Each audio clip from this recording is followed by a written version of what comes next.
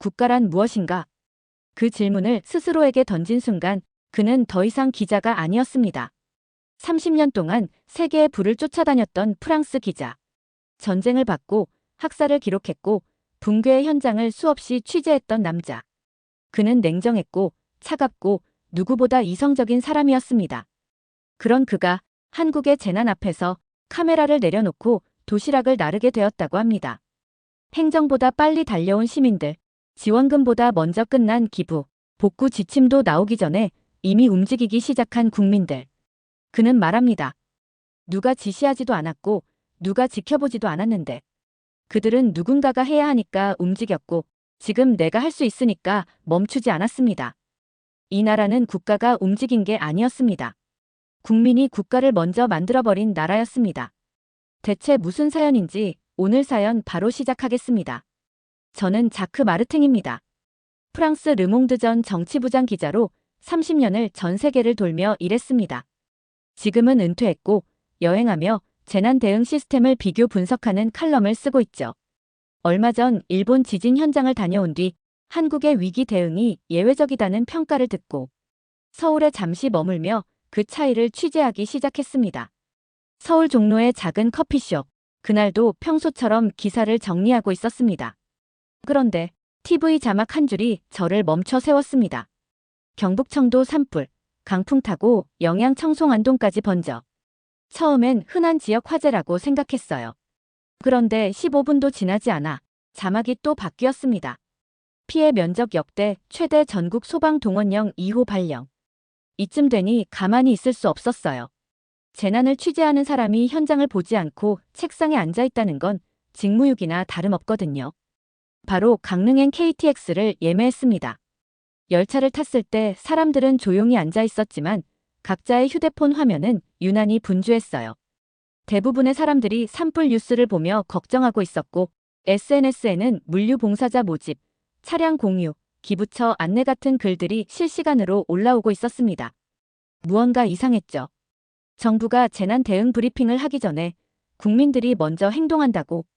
제가 뉴스를 보고 있는 중년 여성에게 물어보자 그녀는 이렇게 말했습니다. 뉴스 보고 기다리다간 다 타요. 그 말에 저는 멍해졌습니다. 누가 시키지 않았고 조직도 없고 명령 개통도 없는데 시민들이 먼저 움직인다고. 강릉역에 도착하자 땀이 났습니다. 물리적인 더위 때문이 아니었습니다. 수많은 사람들이 물을 나르고 있었고 어느 트럭에는 생수 박스가 수십 개 쌓여 있었어요. 다가가 말을 걸었습니다. 혹시 시청에서 나온 조직이신가요? 그러자 한 젊은이가 웃으며 말했죠. 아니요. 그냥 우리끼리 움직인 거예요. 유럽에선 재난이 터지면 항상 정부가 뭘 했는가를 따지죠. 하지만 여기선 정부가 하기 전에 국민들이 먼저 하고 있었습니다. 편의점에 들러 생수 한 병을 집어들었습니다. 계산하려 하니 점원이 말했어요. 산불 피해자나 봉사자시면 무료입니다. 그게 아니라 외신 기자인데. 점원은 미소 지으며 대답했습니다. 기자분들도 가져가셔도 됩니다. 말없이 계산대 앞에서 고개를 끄덕였습니다. 이 나라는 대체 뭐지? 생수를 들고 곧장 산불 진화 현장 근처로 향했습니다. 공식적으로 취재 허가를 받기 전이었지만 언론인이라면 땅에 닿아야 진짜 냄새를 맡을 수 있죠. 강풍에 날린 연기 냄새는 바닷가 소금기와 섞여 기묘한 냄새를 풍기고 있었습니다. 그리고 그 냄새보다 더 충격적인 건 그 누구보다 먼저 도착해 있던 사람들이었습니다. 그들은 군인이 아니었고 공무원도 아니었습니다. 모두 사복 차림의 일반 시민들이었어요. 도시락 상자를 차에서 내리고 생수 박스를 맨손으로 나르며 손수 만든 입간판을 세워두고 있었습니다. 산불 구호식품 배급소, 피난민 무료 충전 서비스.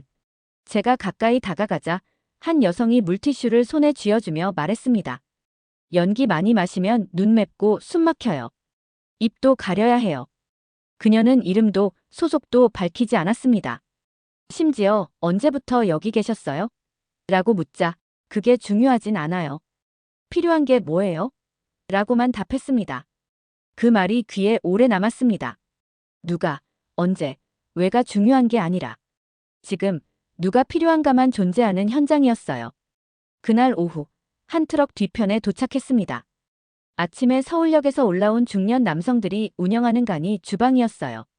가게 닫고 왔어요. 그 말을 들은 저는 반사적으로 물었죠. 손해는 크지 않으세요? 그는 젓가락으로 주걱을 바꿔들며 말했습니다. 이런 날 안 도운 건 평생 후회할 것 같아서요. 처음엔 감탄이었지만 점점 설명되지 않는 불편함이 마음에 스며들기 시작했습니다. 도대체 이 사람들은 왜 이렇게까지 하는 걸까? 누가 보상해주는 것도 아니고 미디어에 나올 것도 아닌데. 강릉시 외곽 쪽 주택이 무너진 동네 근처엔 긴급 전기 복구라고 적힌 밴이 세워져 있었습니다. 한 60대 기사분이 땀범벅이 된 상태로 작업 중이었어요. 전기 없는 집은 밥도 못 해 먹고 아이들 울잖아요. 이런 거라도 도움이 돼야죠. 메모를 멈췄습니다. 이런 이야기들은 논리로 정리되지 않는 종류의 행동이었습니다. 현장에는 아무 지시도 없고 제복도 없고 돈도 없는데 이 사람들은 거대한 유기체처럼 움직이고 있었어요. 저녁이 되자 구조 헬기와 군 차량이 본격적으로 진입했습니다. 하지만 그보다 훨씬 전 이미 이재민들은 도시락을 받아먹고 있었고 아이들은 자원봉사자가 들려준 동화책 앞에서 웃고 있었습니다. 이 나라에서는 정부가 늦은 게 아니라 국민이 너무 빨랐던 겁니다. 해가 지고 임시 대피소 천막 아래에서 한 여고생이 충전기를 나눠주는 걸 봤습니다. 전 이 근처 살아서요. 엄마랑 같이 나온 거예요. 이 작은 소녀는 자신이 얼마나 거대한 무게를 짊어지고 있는지도 모르고 있었습니다. 그 모습에 저는 잠시 말을 잃었어요. 프랑스에도 이런 청소년이 있을까? 그 생각이 뇌리를 스쳤습니다. 그리고 그날 밤 더 이상 이 현장을 재난이라고 부르지 않기로 했습니다. 이건 국가의 실패가 아니라 국민이 만들어낸 또 하나의 질서였기 때문입니다. 단 하나 여전히 알 수 없는 게 있었어요. 도대체 이 나라 사람들 왜 이렇게까지 하는 걸까? 강릉시 남양리 산자락은 온통 재가 되어 있었습니다. 담벼락만 겨우 남은 붉은 벽돌집 앞에서 한 남자가 무언가를 정리하고 있었습니다. 저는 기자 신분을 밝히고 다가갔습니다. 그는 손에 그을음을 묻힌 채 웃으며 말했어요. 이 집 주인 아닙니다. 옆집이에요. 잠깐 잘못 들은 줄 알았습니다. 그런데 왜 여기에서 정리를? 이 집 어르신이 병원에 계셔서요. 자신의 집도 일부가 불탔다는데 옆집 잿더미부터 먼저 쓸고 있는 모습이 이해되지 않았습니다. 이 사람은 정말 아무런 대가도 없이 아무런 혈연도 없이 이러고 있는 걸까요? 그날 오후 다시 시내 쪽으로 내려오다 동물병원 앞에 사람들이 줄을 서 있었습니다. 이재민들의 반려동물을 임시 보호하겠다는 수의사들의 자원봉사였습니다. 이들 역시 아무 대가도 없이 자신의 병원 공간과 시간을 내어 동물들을 맡고 있었습니다. 꼭 사람이 아니어도 가족이니까요. 그 말이 제 귓속에서 오래 맴돌았습니다. 누구 하나 이 모든 일을 좋은 일 했다고 자랑하거나 드러내지 않는 분위기도 인상적이었어요. 프랑스라면 SNS에 사진부터 올렸을 겁니다. 여긴 달랐습니다. 아무도 주목받으려 하지 않았고 모두가 그저 필요한 일을 하고 있었죠. 저녁 무렵 임시 급식소 앞에서 도시락 배달을 마친 중년 부부를 만났습니다. 두 분 모두 자영업을 한다고 했는데 이틀째 가게 문을 닫고 봉사활동 중이라고 했어요. 장사는 나중에 해도 되지만 이분들 밥은 지금 필요하잖아요. 조심스레 물었습니다. 혹시 이 근처에 가족이나 친척이 계신가요? 아니요. 전혀 없어요. 그런데 왜 이렇게까지 하세요? 남편분이 한참을 뜸들이고 말했습니다. 글쎄요. 그냥 돕고 살아야죠. 세상 혼자 사는 거 아닌데. 그 한마디에 얼어붙은 듯 가만히 서 있었습니다. 이 나라에선 피해를 입은 당사자만 도와야 한다는 개념 자체가 없었습니다. 그저 어려운 사람이 있으면 돕고 그게 누구든 내가 아니어도 괜찮다는 감정으로 움직이고 있었던 겁니다. 돌아오는 길, 강릉 아레나 임시 대피소 앞에 섰습니다. 이미 대안적 10자사와 수십 명의 자원봉사자들이 모여 있었고 이재민들은 조용히 줄을 서서 도시락을 받아가고 있었습니다. 그날 새벽 서울에서 내려온 경기도 자원봉사센터 차량이 도착했고 지방에서 올라온 고등학생 봉사단도 함께 어깨를 맞대고 일하고 있었습니다. 한 여학생이 도시락을 나르다가 손을 대었는데 그걸 본 이재민 할머니가 즉시 약을 발라주며 등을 두드려 주었습니다. 피해자와 봉사자가 뒤섞여 있는 모습, 경계 없는 손길, 그리고 어느 할머니의 고마워라는 짧은 말에 눈물을 훔치는 봉사자의 표정. 그 모든 장면이 너무도 낯설고 또 아름다웠습니다. 프랑스에선 흔치 않은 풍경이었습니다. 정부도 조직도 계급도 없는 상황에서 이들은 본능처럼 연대하고 있었어요. 그날 밤 저는 텐트 밖에서 하늘을 올려다봤습니다. 별이 보이지 않을 정도로 연기가 자욱했지만 그 안에 묘한 희망 같은 것이 느껴졌습니다. 이 나라 사람들은 누가 시키지 않아도 누가 보지 않아도 그저 누군가가 아프면 같이 아파주는 사람들이었습니다. 그리고 아직 그 이유를 다 이해하지 못했지만 한 가지는 분명했습니다. 이 감정은 어느새 저에게도 전염되고 있다는 사실입니다. 기부가 하루에 수십억이요? 강릉 시내에서 서울로 복귀하던 기차 안 휴대폰을 켜자마자 가장 먼저 뜬 포털 뉴스 헤드라인이 바로 그거였죠. 전국에서 산불 피해 지원금 쇄도 3일 만에 200억 돌파. 이 나라 사람들은 현장에서만 빠른 게 아니었습니다. 지갑을 여는 속도마저 불길보다 빨랐어요. 한국은 경제협력개발기구 OECD 국가 중에서 개인 기부율이 매우 높은 편입니다. 하지만 이번 산불 사태처럼 특정 재난에 온 나라가 일제히 움직이는 경우는 저로선 처음 목격하는 현상이었어요. 기부는 특정 인물의 고유한 도덕이 아니라 국민 전체가 해야만 하는 일로 여기는 감정 같았습니다. 서울에 도착해 숙소로 향하는 택시 안에서도 운전기사는 창밖을 보며 말했어요. 저도 5만 원 냈어요. 얼마 안 되지만 조금이라도 도와야죠. 그게 아주 특별하다는 표정도 아니었고 자랑하려는 의도도 없었습니다. 그냥 이 나라는 그게 일상이더군요. 굿네이버스, 희망브리지, 대한적십자사 등 주요 기부단체에는 실시간 후원 내역이 공개되고 있었고 저는 그 숫자가 분 단위로 오르는 것을 보며 혀를 내둘렀습니다. 1만 원, 3만 원, 5천 원. 금액은 크지 않았지만 참여 인원은 압도적이었습니다. 금액이 문제가 아니에요. 우린 같이 한다는 그 감정이 중요해요. 서울시청 앞에서 열린 시민자원봉사 설명회에서 한 여성이 말했습니다. 이들은 통계나 홍보를 위한 활동이 아니라 우린 같은 배를 타고 있다는 감정의 연결로 움직이고 있었어요. SNS에서도 이런 글이 퍼지고 있었습니다. 기부는 체인입니다. 누가 시작하면 우리는 이어붙입니다. 할 수 있는 만큼만 하세요. 1,000원이 모이면 산이 됩니다. 처음으로 깨달았습니다. 한국에선 기부란 단어 자체가 경쟁이 아니라 연결의 도구라는 걸요. 이후에도 연예인, 기업인, 운동선수들의 기부가 이어졌지만 그보다 더 놀라웠던 건 폐지를 팔아 생활하는 기초수급자마저도 기부한다는 뉴스였습니다. 한국의 기부는 돈이 아니라 한 마음을 가진 사람들의 증명이었어요. 마지막으로 포털 메인에 올라온 한 문장을 잊을 수 없습니다. 당신이 작은 불씨를 껐다면 우리는 온 산을 구한 겁니다. 그 문장을 읽는 순간 제가 여태 봐온 모든 전쟁, 난민, 기후재난이 떠올랐습니다. 그 어떤 국가도 이런 감정을 가진 적은 없었죠. 노트북을 열어 메모했습니다. 한국인은 위기 앞에서 지갑을 여는 속도가 아니라 마음을 연결하는 속도가 세계에서 가장 빠른 민족이다. 서울에 잠시 머무르던 어느 날 아침 한 통의 문자를 받았습니다. 강릉 옥계면 3구 대피소, 인력이 부족합니다. 이 메시지는 제가 가입했던 비공식 재난 대응 채팅방에서 온 것이었어요. 놀랍게도 그 방엔 지방에서 온 자원봉사자, 간호사, 사회복지사, 심지어 고등학생까지 뒤섞여 있었습니다.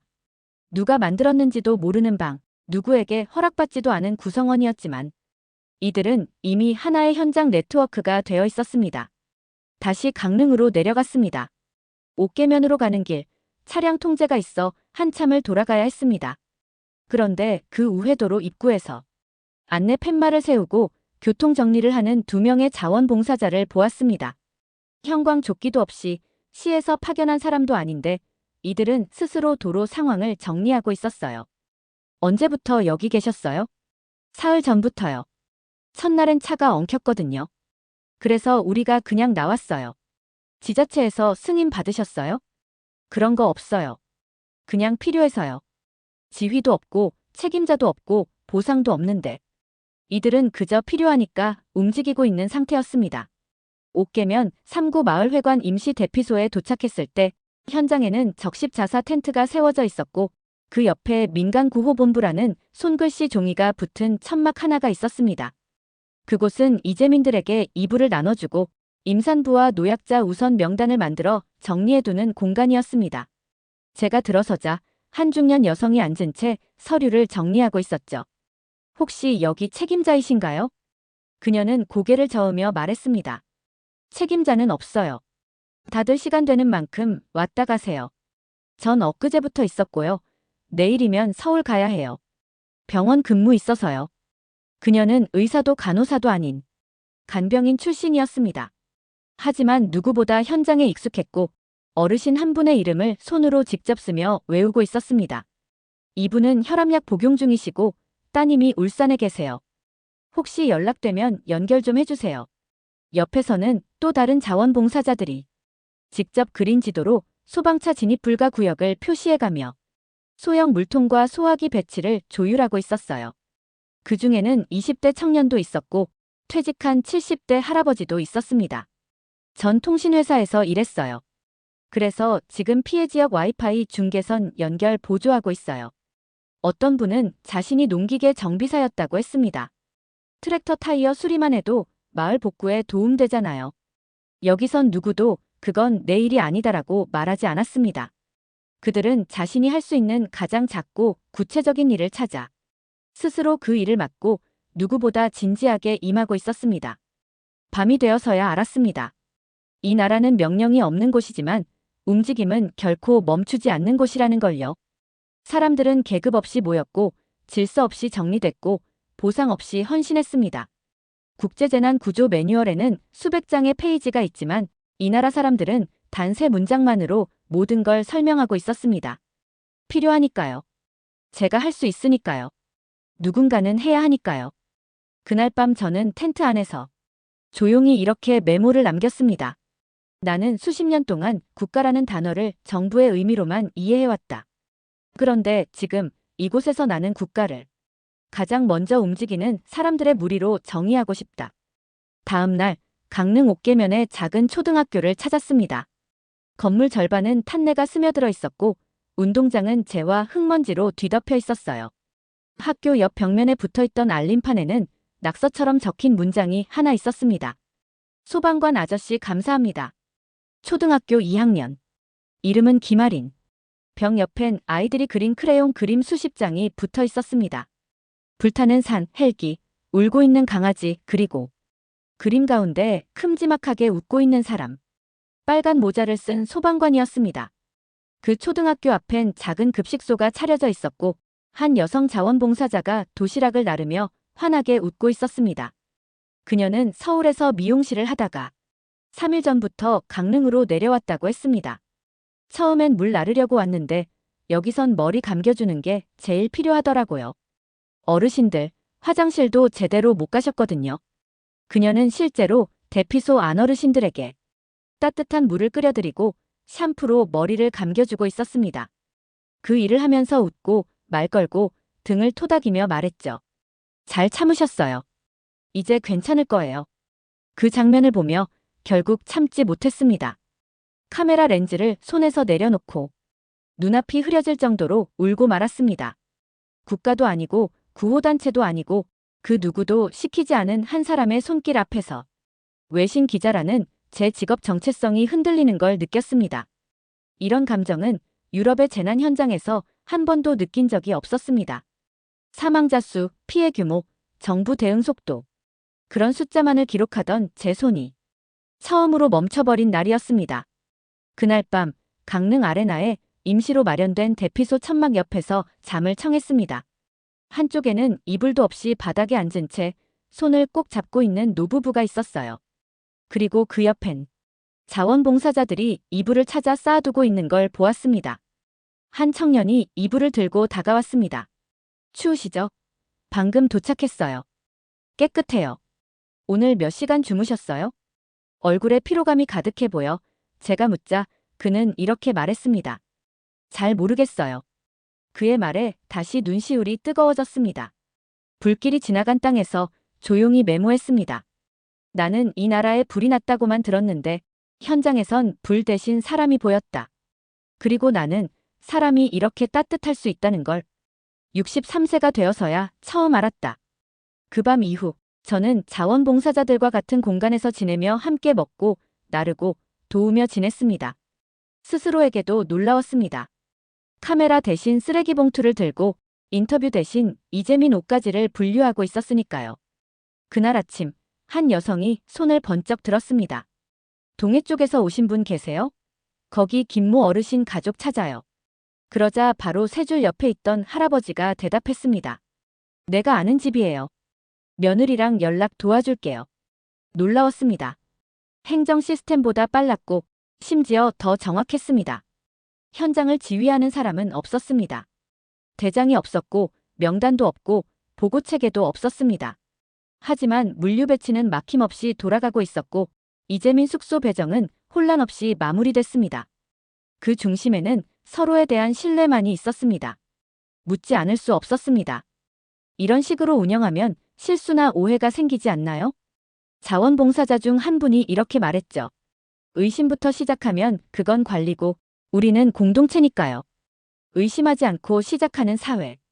그건 제가 평생을 살아오며 단 한 번도 경험하지 못한 시스템이었습니다. 프랑스에선 제도와 권위, 문서와 절차가 곧 질서입니다. 하지만 이곳에선 사람이 먼저 움직이고 제도는 뒤를 따라갑니다. 제가 머물던 대피소에는 한 초등학교 교사 출신의 자원봉사자가 있었습니다. 그는 임시 교실을 만들고 아이들을 모아 글쓰기 시간을 운영하고 있었어요. 무너졌다고 생각하지 않게 해주고 싶어요. 이 아이들이 기억하게 될 건 불이 아니라 사람이었으면 좋겠거든요. 제가 속해 있던 유럽의 나라들, 그곳에서 국가는 늘 관리하는 주체였고 국민은 보호받는 대상이었습니다. 하지만 이곳은 달랐습니다. 국민이 곧 국가였고 그 국가란 이름 아래 모든 이가 스스로의 역할을 하고 있었습니다. 그날 밤 저는 제 칼럼 초안을 지우고 이렇게 다시 썼습니다. 이 나라는 국가가 국민을 이끄는 곳이 아니라 국민이 국가를 먼저 만들어가는 유일한 나라다. 법과 제도가 도달하기 전에 이들은 이미 행동하고 배려하고 책임진다. 당신 기사 안 쓰나요? 강릉역에서 서울로 돌아오는 KTX 안 제 맞은편에 앉은 어떤 봉사자가 물었습니다. 그는 대피소에서 저와 함께 봉사하던 사람이었고 기자라더니 요즘 왜 조용하냐는 농담을 던졌습니다. 말없이 웃었습니다. 그리고 속으로 대답했죠. 쉽게 쓰지 못하겠다고. 그동안 너무 쉽게 써왔던 것 같았습니다. 사망자 수, 피해 면적, 복구 예산, 숫자와 지표로만 구성된 기사. 하지만 한국에서 본 건 그 어떤 통계에도 담기지 않을 사람의 이야기였습니다. 서울로 돌아와 노트북 앞에 앉았을 때 손이 떨리는 걸 느꼈습니다. 지금까지 수백 건의 특집 기사를 작성했지만 이토록 쓰기 어려운 글은 처음이었습니다. 무엇부터 써야 할까? 불길, 이재민, 구조작전. 아니었습니다. 사람부터 써야 했습니다. 뜨거운 라면 국물을 넘기며 맛있다고 말하던 할머니, 화상을 입고도 묵묵히 불을 끄는 소방관들, 이름도 모르는 아이의 도시락을 챙기던 동네 아저씨. 그들은 제게 기사의 대상이 아니라 기억의 주인공이 되었습니다. 칼럼의 첫 문장을 쓰기까지 10번은 썼다 지운 것 같습니다. 하지만 마침내 그 문장을 꾹 눌러 적었습니다. 나는 한국을 보러 왔다. 그런데 결국 나는 인간을 보고 돌아간다. 그 뒤로는 거침이 없었습니다. 저는 불길보다 먼저 달린 자원봉사자들의 발걸음을 썼고 밤을 지새운 봉사자들의 굳은 손을 썼고 아직도 대피소에 남아 도시락을 나누는 평범한 사람들의 얼굴을 써내려갔습니다. 그리고 마지막으로 이 나라 사람들의 본능에 대해 기록했습니다. 누구도 시키지 않았는데 움직였고 보상도 없는데 책임졌으며 박수보다 더 귀한 연대를 일상처럼 보여준 한국이라는 집단의 기이한 아름다움을요. 며칠 후 제 칼럼은 프랑스 주요 일간지 일면에 실렸고 국가란 무엇인가라는 제목 아래 수많은 공유가 이어졌습니다. 댓글 중 하나가 눈에 들어왔습니다. 이런 국민이 있는 나라라면 정말 전쟁도 이겨낼 수 있겠네요. 그 말에 조용히 고개를 끄덕였습니다. 한국은 전쟁을 피해서 강해진 나라가 아니라 고통을 껴안아 단단해진 나라였어요. 얼마 전 방송사에서 인터뷰 요청이 들어왔습니다. 외신 기자가 본 한국의 재난 대응이 주제였죠. 카메라 앞에 앉은 저는 이렇게 말했습니다. 제가 본 건 정부 시스템이 아니었습니다. 그 무엇보다 먼저 움직인 건 국민이었죠. 그리고 그 국민은 국가가 지켜야 할 대상이 아니라 스스로 국가가 되어 움직이는 집단이었습니다. 제가 느낀 감정은 단 하나였습니다. 그들은 한 사람의 위기를 모두의 일로 받아들인다. 그리고 그건 훈련으로 되는 게 아니라 그 땅에 축적된 집단 기억이었습니다. 두 번째 사연 시작합니다. 뉴욕의 지하철에서 벌어지는 폭력, 혼란, 그리고 생명을 앗아가는 끔찍한 사고들. 그것은 매일같이 반복되는 너무나 익숙한 풍경이었습니다. 그러나 단 7일, 서울에서의 경험은 어느 뉴욕 기자의 모든 인식을 뒤집어 놓았습니다. 왜 한국은 가능하고 뉴욕은 여전히 불가능한가? 그녀의 질문은 대중교통 시스템에 대한 것이 아니었습니다. 그것은 도시의 철학과 사람들의 의식, 그리고 기술과 문화의 조화를 묻는 본질적인 질문이었습니다.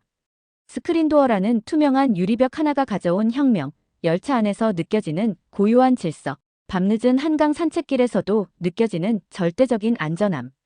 한국은 뉴욕과는 전혀 다른 세상을 보여주었습니다. 그녀는 돌아가는 비행기에서 결론지었습니다. 뉴욕은 한국의 발끝조차 따라가지 못한다.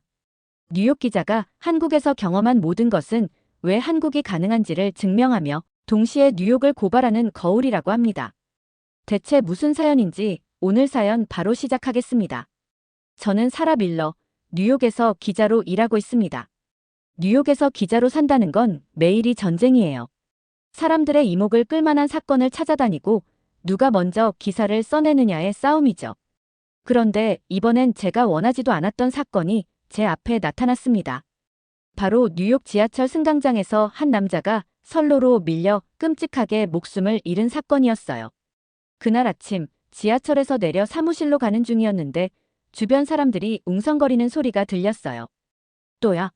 라는 한 남자의 한숨 섞인 말이 지금도 잊히지 않습니다.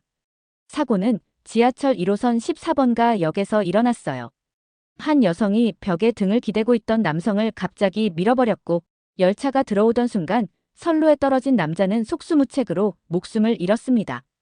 저는 뉴욕타임스의 기자로서 이 사건을 취재하며 지하철 승강장의 위험성을 파헤치는 기사를 쓰게 됐습니다.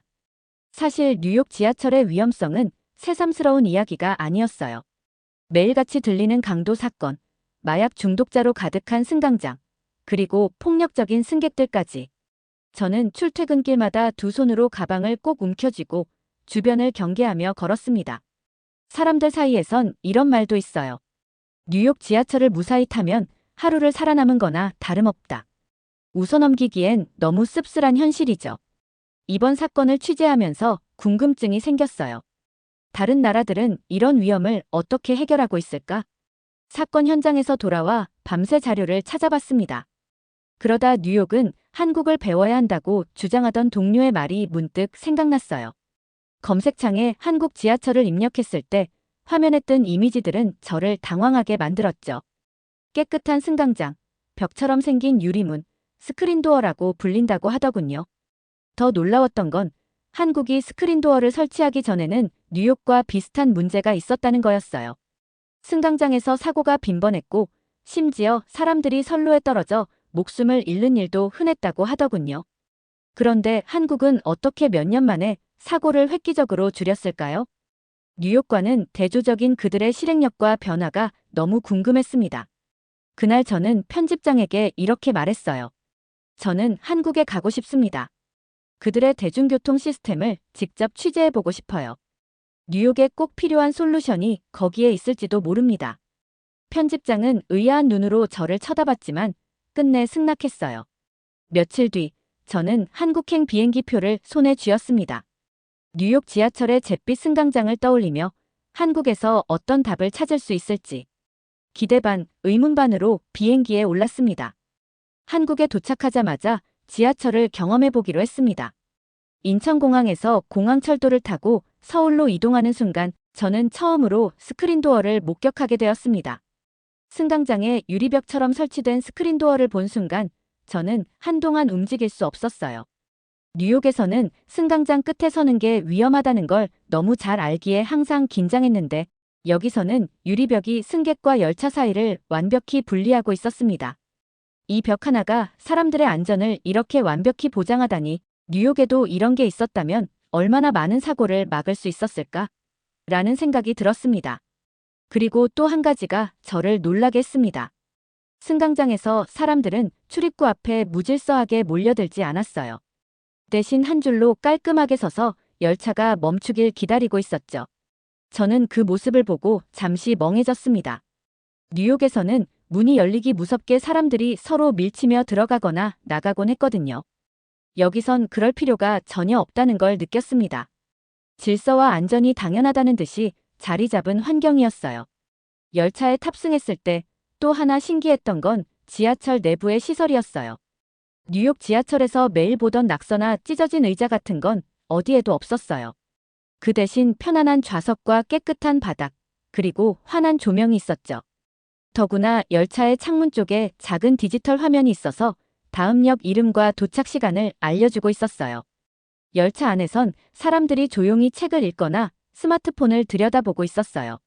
누군가 큰 소리로 통화를 하거나 소란을 피우는 모습은 찾아볼 수 없었습니다.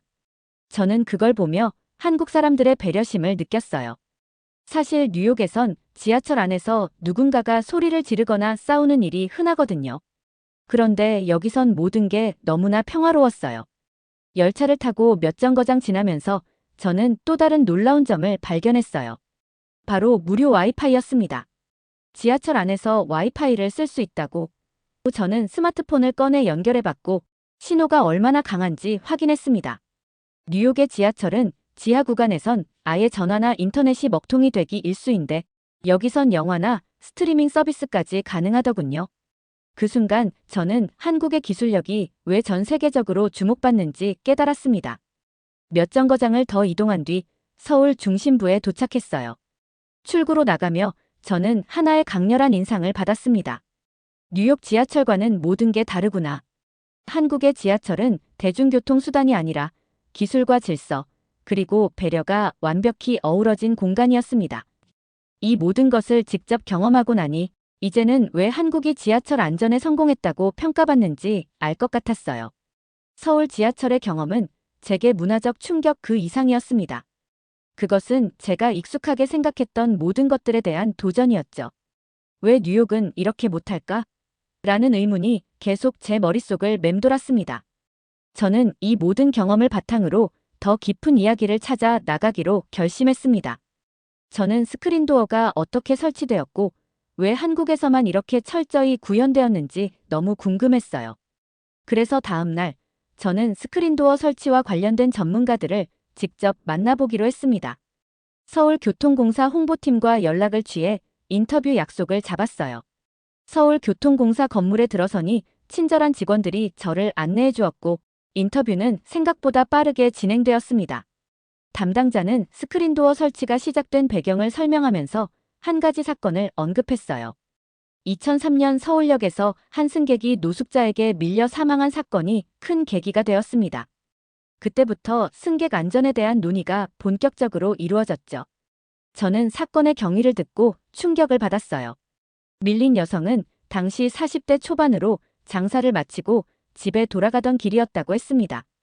그 사고 이후 서울시는 승강장 안전 문제를 해결하기 위해 스크린도어 설치를 의무화했어요.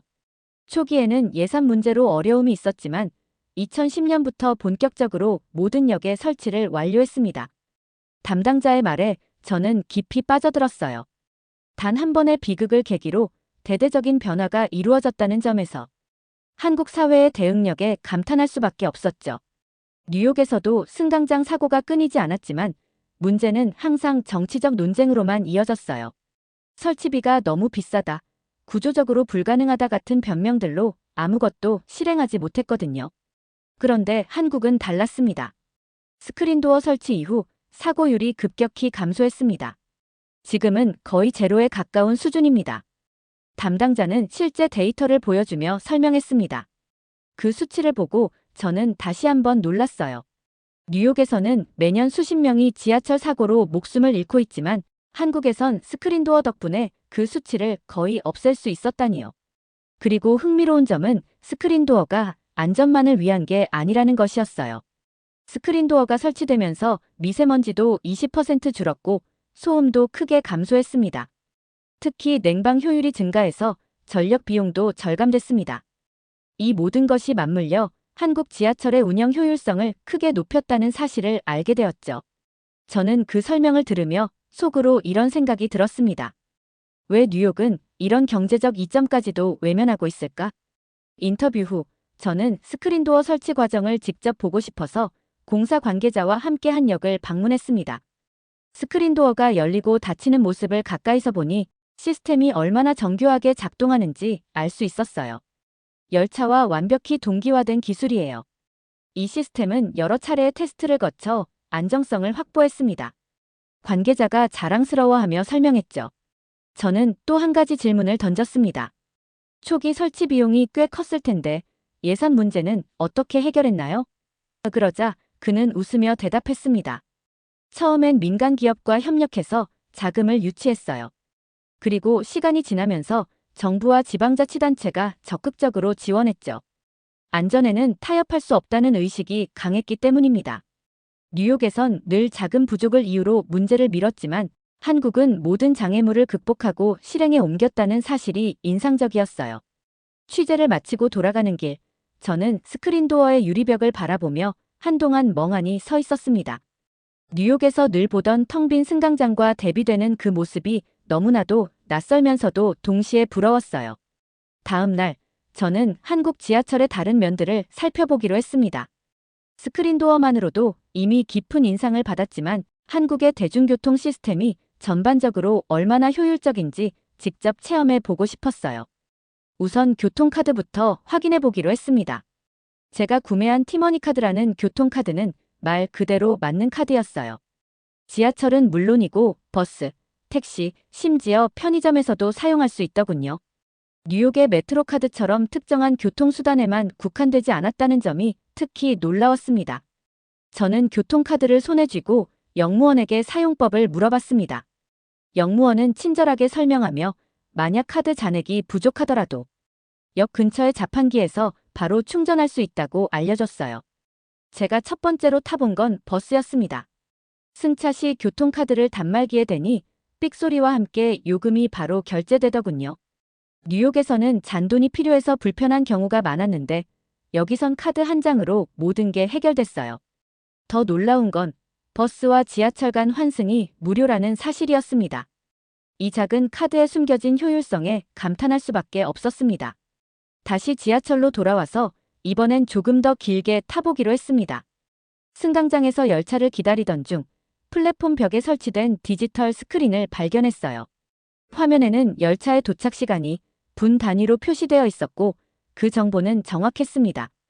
열차가 도착하기까지 1분 남았다는 안내가 떴고 실제로 그 시간에 정확히 열차가 들어왔어요.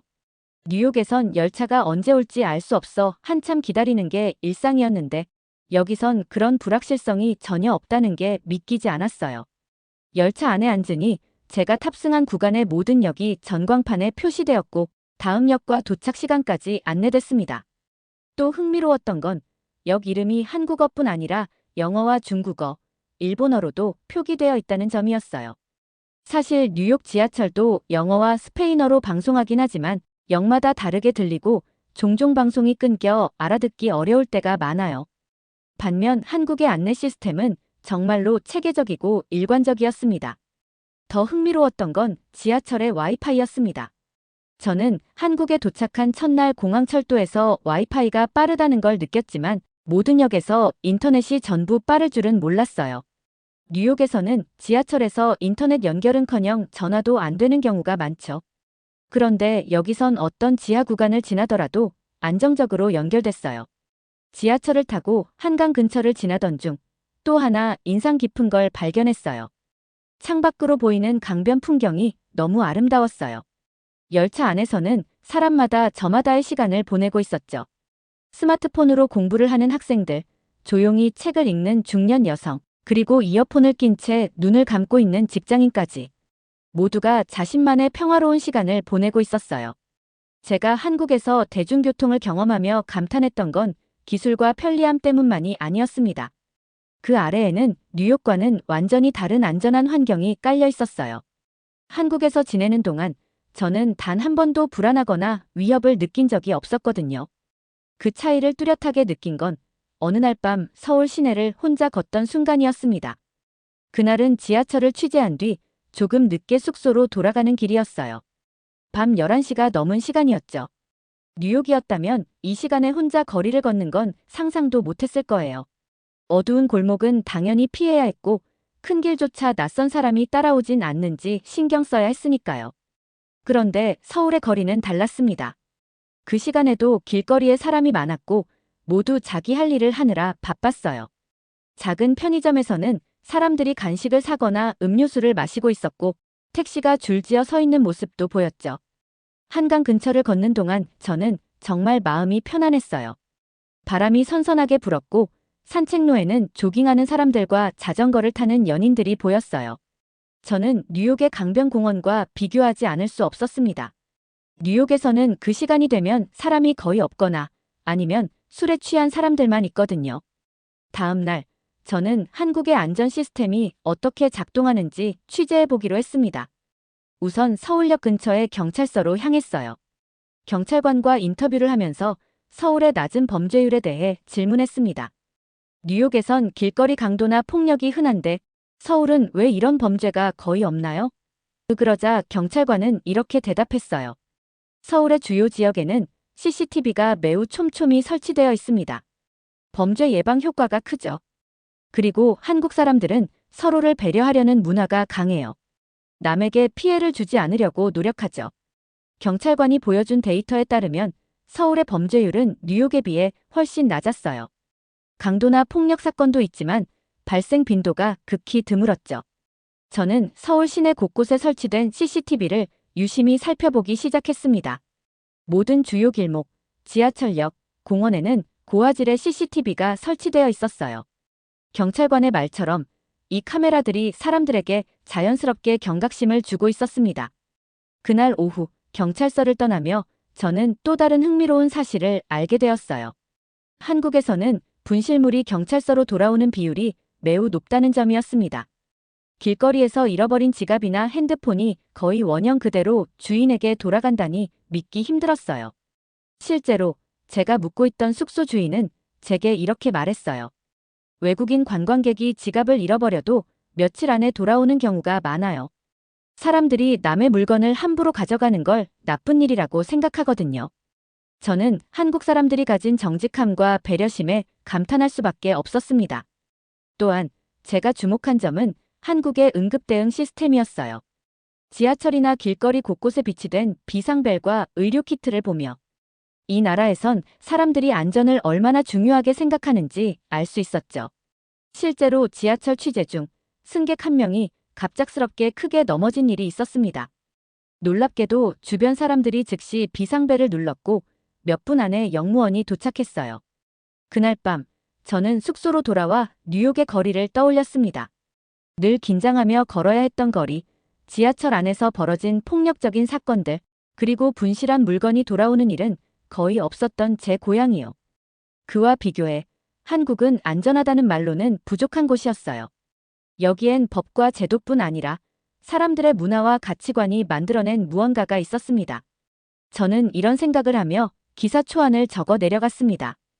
안전한 도시란 기술과 문화가 결합된 결과물이다.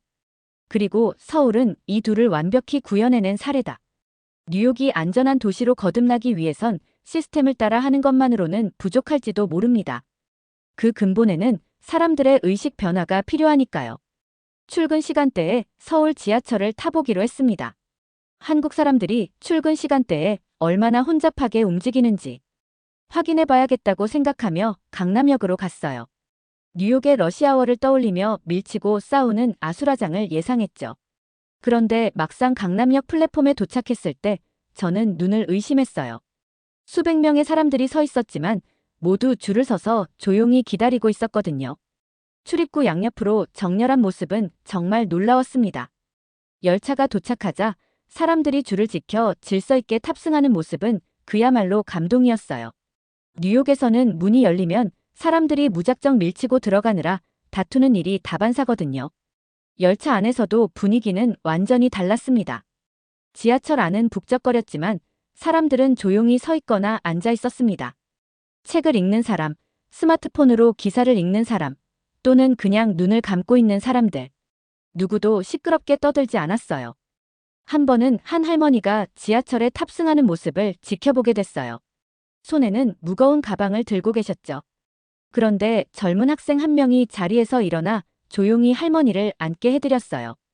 두 사람은 별다른 대화도 나누지 않았지만 그 모습이 너무 자연스러워 보였습니다. 뉴욕에서는 양보를 하는 사람을 본 적도, 그런 장면이 자연스럽게 이루어지는 걸 상상한 적도 없었거든요. 그날 오후에는 서울 시내를 걸으며 사람들이 서로 어떻게 대하는지 유심히 관찰했습니다. 횡단보도에서 신호를 기다리는 사람들, 편의점에서 줄을 서는 사람들, 버스 정류장에서 먼저 탄 사람들을 기다리는 모습들까지 모든 게 질서정연했어요. 특히 인상적이었던 건 사람들이 급한 상황에서도 기본적인 규칙을 지킨다는 점이었습니다. 제가 강남의 한 카페에서 커피를 기다릴 때도 줄을 새치기 하거나 무례하게 구는 사람은 한 명도 없었어요. 더 놀라웠던 건 한국 사람들이 자신들이 만들어낸 이런 문화를 특별하다고 생각하지 않는다는 점이었습니다. 제가 취재 중 만난 한 한국 대학생은 이렇게 말했어요. 기본적으로 질서를 지키는 게 당연한 일 아닐까요? 그 말을 듣고 저는 잠시 말을 잇지 못했어요. 기본이라니. 뉴욕에서는 아무리 강조해도 지켜지지 않는 일이 여기선 기본이라니요. 한국에서 시간을 보내면서 저는 뉴욕의 지하철에서 느꼈던 불안과 스트레스가 전혀 없는 삶이 어떤 것인지 알게 되었어요. 사람들이 서로를 존중하고 기본적인 질서를 지키며 살아가는 환경은 정말 놀라웠습니다. 그날 밤, 저는 숙소에서 이런 글을 메모장에 적어두었습니다.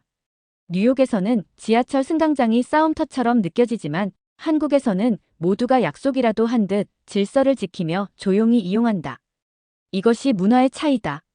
안전은 시설이나 시스템만으로 만들어지는 게 아니다. 그 뒤에는 사람들의 배려와 존중이 있다. 이 문장은 제가 한국에서 배운 교훈을 간결하게 요약한 것이었어요. 한국의 배려와 질서는 그 자체로 강력한 문화적 힘이었습니다. 이건 대중교통의 이야기가 아니라 우리가 잃어버린 기본에 대한 이야기였습니다. 서울에서의 일주일은 제게 끝없는 놀라움의 연속이었습니다. 대중교통의 편리함과 안전성에 감동하고 배려와 질서가 녹아든 한국 사람들의 문화에 매료되었죠. 그런데 이 모든 것을 가능하게 만든 핵심에는 기술과 문화의 조화가 있었습니다. 한국은 기술만 발달한 것도 문화만 뛰어난 것도 아니었어요. 그 둘이 어우러져 새로운 기준을 만들어낸 게 바로 한국이었습니다. 일정 중 하루는 취재를 잠시 멈추고 서울의 전통적인 공간을 둘러보기로 했습니다. 현대적인 지하철과 초고속 와이파이로 가득한 도시를 경험했으니 그 반대의 모습을 보고 싶었거든요. 경복궁에 도착했을 때 저는 그 웅장함에 입이 떡 벌어졌어요. 뉴욕에서도 유서 깊은 건축물들을 보아왔지만 한국의 전통 건축물은 전혀 다른 느낌이었어요. 나무로 이루어진 구조와 섬세한 색감, 그리고 그 안에서 느껴지는 고요함이 정말 인상적이었습니다. 그런데 놀라웠던 건 경복궁이 고즈넉한 전통의 공간임에도 현대 기술과 자연스럽게 연결되어 있다는 점이었어요. 안내를 도와주는 AI 키오스크, 외국어로 자동 번역되는 가이드 앱, 그리고 QR코드로 연결되는 추가 정보들까지. 저는 전통과 기술이 이렇게 잘 어우러질 수 있구나 라는 생각을 하며 감탄했어요. 북촌 한옥마을은 또 다른 경험이었습니다. 골목길마다 한옥이 늘어서 있었고 그 안에서 사람들이 실제로 생활하고 있었어요. 겉으로 보기에는 전통적인 건물들이었지만 한옥 안에서 빛나는 LED 조명이나 현대적인 가전제품이 엿보이더군요. 그리고 제가 한옥마을을 거닐다가 발견한 작은 카페는 그 상징적인 예였습니다. 겉은 한옥이지만 안으로 들어가니 전면 유리창으로 빛이 가득 들고 최신식 커피 머신과 스마트 주문 시스템이 갖춰져 있었어요. 사실 뉴욕은 전통과 현대를 구분짓는 경우가 많아요. 오래된 건축물은 박물관처럼 보존되거나 새로운 기술은 별도의 공간에서만 경험할 수 있죠. 그런데 한국은 그 둘이 같은 공간에서 공존하고 있었습니다. 저는 이 조화가 한국만의 특별한 정체성을 만들어낸다고 느꼈습니다. 한국에서의 마지막 날, 저는 아침 일찍 서울역으로 향했습니다. 공항철도를 타기 위해 지하철 승강장에 서 있는 제 모습은 처음 한국행 비행기에 올랐던 저와는 완전히 달랐어요. 한때는 지하철 승강장이 단지 불편하고 위험한 공간이라고만 여겼던 제가 이제는 이곳에서 느껴지는 질서와 안전함을 당연하게 생각하게 되었으니까요. 그런데 이런 깨달음은 오히려 씁쓸한 마음을 더 크게 만들었습니다. 공항철도에 올라타면서 저는 창밖으로 스쳐가는 서울의 모습을 한참 동안 바라봤습니다. 도시 곳곳에 자리 잡은 초고층 빌딩들과 전통적인 한옥의 조화, 그리고 대중교통 네트워크가 만들어내는 질서정연한 흐름은 이 도시를 편리한 곳 그 이상으로 보이게 만들었어요. 비행기에 탑승하고 좌석에 앉으니 이번 여정에서의 모든 장면이 주마등처럼 스쳐갔습니다. 스크린도어 앞에서 느꼈던 안전함, 지하철의 정시성과 와이파이 속도에 대한 감탄, 밤늦게도 한강공원을 걸으며 느꼈던 평화, 그리고 길을 묻는 제게 친절하게 도움을 주던 한국 사람들의 미소까지. 한국에서 보낸 시간은 취재가 아니라 제가 속한 세상을 다시 바라보게 만드는 계기였어요. 비행기가 공항에 착륙한 후 저는 곧바로 집으로 가기 위해 지하철을 탔습니다. 이곳에서의 첫 순간은 제게 또 한 번 충격을 안겼습니다. 바닥엔 쓰레기가 널려 있었고 멀리서 들리는 소란스러운 고함 소리가 불쾌하게 들려왔죠. 열차에 올라 자리에 앉으니 누군가 큰 소리로 통화를 하고 있었고 반대편에선 한 남자가 노숙자에게 욕설을 퍼붓고 있었습니다. 불안함과 긴장이 가득한 이 환경 속에서 저는 서울 지하철의 조용함과 정돈된 분위기가 그리워졌어요. 한국에선 이런 일이 없었는데 그 순간 저는 다시금 깨달았습니다. 며칠 후 저는 이번 취재 내용을 정리하며 기사를 작성하기 시작했습니다. 기사 제목은 이렇게 정했어요. 안전과 배려의 나라, 한국, 뉴욕 대중교통이 배워야 할 것들. 한국에서 배운 모든 경험을 독자들에게 전하고 싶었습니다. 그들이 한국처럼 변화된 대중교통 시스템을 꿈꿀 수 있도록요. 기사의 도입부에는 이렇게 적었습니다. 한국에서는 지하철을 이용하는 일이 스트레스가 아니라 일상의 편안함과 안전을 제공하는 경험이다. 반면 뉴욕에서는 지하철을 타는 순간부터 긴장과 불편이 일상이 된다. 이 차이는 시스템의 차이가 아니라 기술과 배려가 결합된 한국 사회의 독특한 모습에서 비롯된다. 기사를 완성한 뒤 저는 가만히 창밖을 바라봤습니다. 빌딩 숲 사이로 보이는 삭막한 거리에서 서울의 깨끗하고 정돈된 풍경이 겹쳐 보였어요. 한국에서의 시간은 제게 새로운 시각과 희망을 준 시간이었죠. 뉴욕에서도 이런 변화가 가능하리라는 희망이요. 그날 밤 저는 한국에서 가져온 작은 기념품을 손에 쥐고 누웠습니다. 티머니 카드에 적힌 서울의 지하철 노선도는 여전히 제 손바닥 안에 남아 있었습니다. 언젠가 다시 한국에 가게 된다면 이번엔 취재가 아니라 그곳의 삶을 온전히 즐기고 싶다. 그리고 저는 확신했습니다. 한국은 사람들이 만들어낸 문화와 기술이 어우러져 새로운 미래를 보여주는 곳이라는 사실을요. 오늘 사연이 재미있으셨다면 구독과 좋아요, 알림 설정까지 부탁드립니다. 더 재미있는 사연으로 돌아오겠습니다. 이상 감동탐험이었습니다.